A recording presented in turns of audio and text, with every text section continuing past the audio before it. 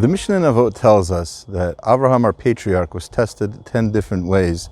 And according to most opinions, his last and final and most difficult test was when he was seemingly asked to sacrifice his own son, Yitzchak, on top of Har HaMoriah. He didn't know where he was going, he didn't know what mountain he'd use.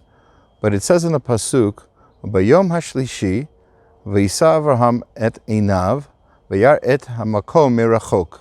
It says he lifted up his eyes and he saw the place from far away. And the question is, why does it say Merachok, far away?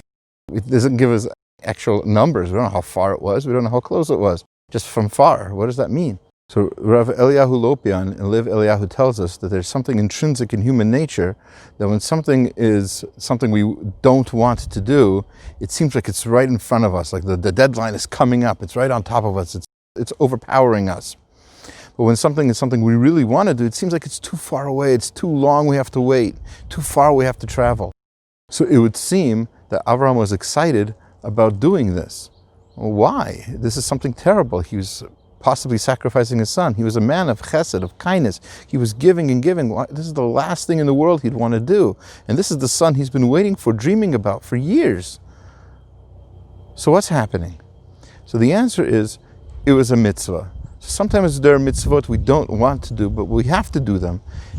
And even though we don't want to do the actual act, when we're placed in a situation where we have to do it, we're excited about doing the actual mitzvah.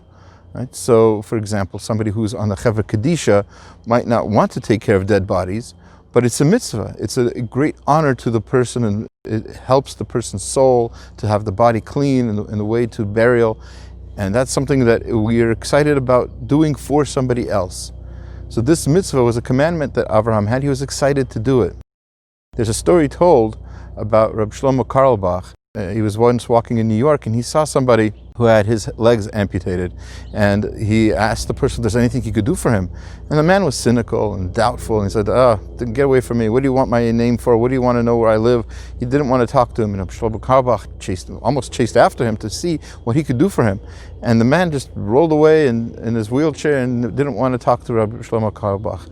And this really hurt him. He spoke for several Shabbatot in a row afterwards to his students about how he couldn't understand how this person wouldn't let him do the mitzvah of taking care of him, of helping him.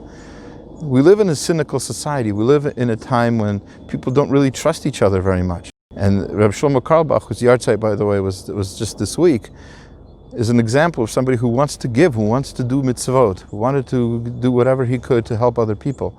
So this is the same thing with Avraham Avinu. That's what we learn from him, that even though this was a mitzvah that ordinarily, if it wasn't a mitzvah, it's something that would be the furthest thing from Avraham's mind. Now that it was a command from Hashem, now he would run to do it.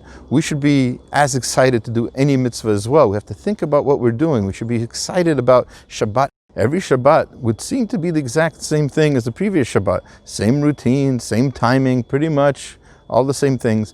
It's your choice and your opportunity to make Shabbat something wonderful and exciting, and make mitzvot in general something that you look forward to. You should have a Shabbat Shalom, and you should all be well.